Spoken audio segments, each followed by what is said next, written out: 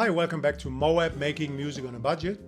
This is the second installment of a two-part video on motivation.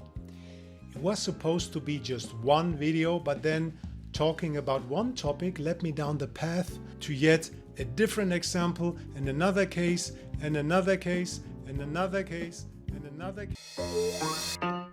Welcome back to Making Music on a Budget. Last time we talked about motivation and failure. We used three different circles. The first circle, assumption, expectation. Why do we do things? What do we expect? What do we assume will happen if we do them? The second circle was possibility space. What's possible in a world where everything goes right and nothing goes wrong, depending on what gear, time, skill, talent, material, fellow musicians we have. And the last circle was outcome and result. All of these three circles determine whether we might feel something was a success or a failure. A failure will of course lead to demotivation, and we looked at some strategies to deal with that. But this time around we're going to talk specifically about practicing, how to stay motivated. Let's get right into it. Let's talk about another factor in the possibility space circle. It's sometimes, I feel, very hard to get yourself motivated to practice and not just noodle around if you're not focusing on achieving something specific. And I think now is a time of great opportunity, but also great danger when it comes to learning an instrument, because YouTube is amazing, but also very risky. Let me explain what I mean. When I was young, in the 80s, 90s, it was impossible or very hard to get concrete information on how somebody played something or what it was played on and so on and so forth. So this story just came back to me. In 1993 or 4, I actually attended a drum clinic. And it was about linear drumming. So the guide was just playing something and then was explaining this concept of linear drumming. Linear drumming means that you are not playing, kick and snare and hi-hat on top of each other, but you're just playing one thing at a time. Steve Gadd does this a lot. And I hadn't heard of it, and he just passed out an A4 sheet with some, drum score on it, right? And I was so excited because it was totally new to me, and I think I spent a month shedding, as they say it these days, working on that, and it's still one of the cornerstones of my playing. But now, on YouTube, I can watch 20 videos on linear drumming, and the trap is that you watch it and you say, okay, I got it. Maybe you practice it a bit, but then actually nothing sticks. There is no retention. It's really the difference between somebody cooking and then eating a meal and you saying, oh, that really sounds tasty. It's almost as though I ate it, and doing it yourself. Just watching it, you haven't done it. And this is something that is very, as I said, risky, especially if you're at the beginning. I would really recommend having a teacher, because a teacher will force you to focus on specific things and they won't allow you to progress too quickly if, the first thing hasn't really stuck yet. By the way, it's not fun to be told by your drum or piano or voice teacher, like I have been many, many times, yeah, that's not important for you. Just focus on this one thing first. Right. But this can also be motivational because you want to impress them, to allow you to learn more. Even somebody who's a genius or a prodigy learns things one chunk at a time.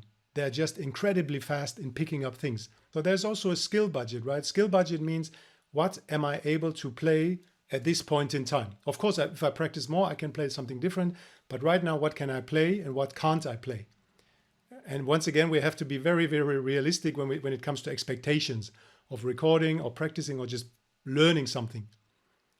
So in some cases, maybe the idea or the vision is there, but your skill isn't. Let me give you an example.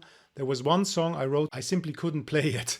I'm going to share a little short where we see the evolution from the first draft to the second to the third and so on and so forth. And actually took me 15 years.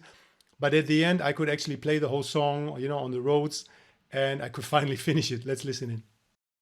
Worrying about the rent in the daytime, fretting about the taxman at night. Sometimes I feel so low, I fail to see the sunshine, and I wonder, will I get ever back in stride?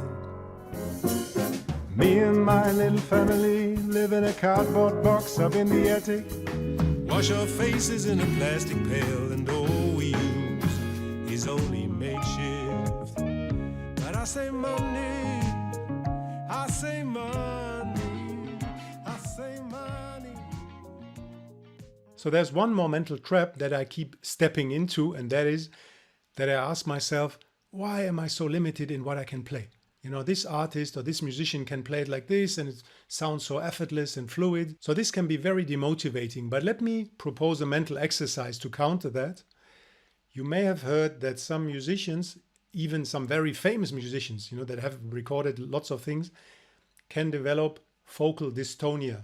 And I think, unless I'm wrong, I think focal dystonia means that your nerves keep firing and then sometimes, you know, your fingers keep twitching. So sometimes I just imagine, what would it mean if I had that or developed that and I couldn't play what I could play now? Wouldn't I be very happy? You know, wouldn't I give everything to get back to that level of skill that I have at the moment? You know, if I lose everything or if I lose half of it. So that's something that keeps me motivated because I can always get better. Finally, when we talk about, you know, the possibility space, there is an intrinsic quality to your talent. If you're a singer or guitar player, whatever or a composer, there is a certain talent level you are born with. It's almost like an inheritance. And it's not fair at all. Some people are prodigies and, you know, people like me have to fight, you know, for every little bit of progress. So this takes me back to voice lessons I had over many years, or I think almost 2 decades ago.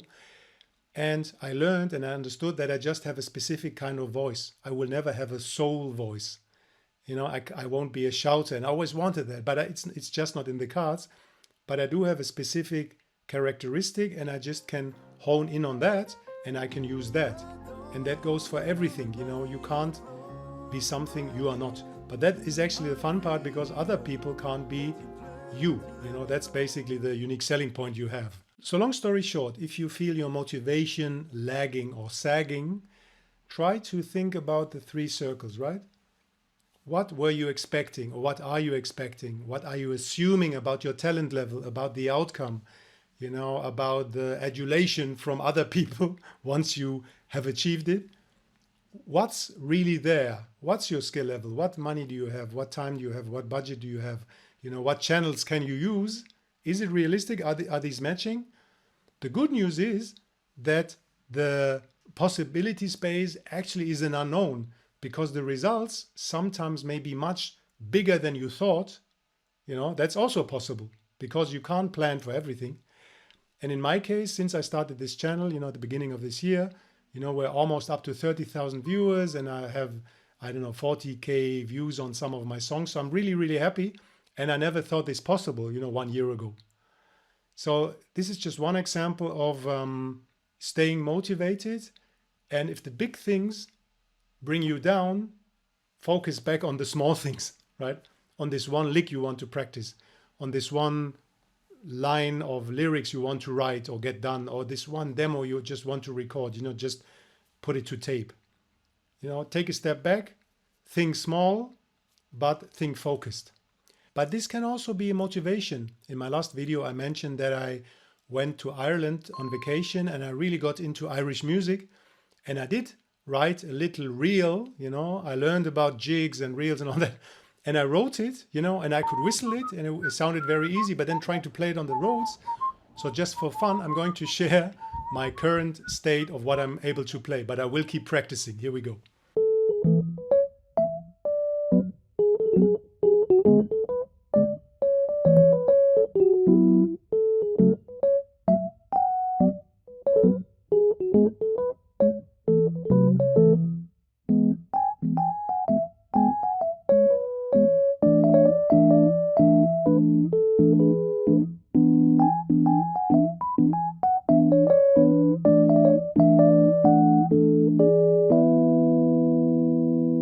Thank you for joining me, and I'm going to see you next time when we are going to make some more music on a budget.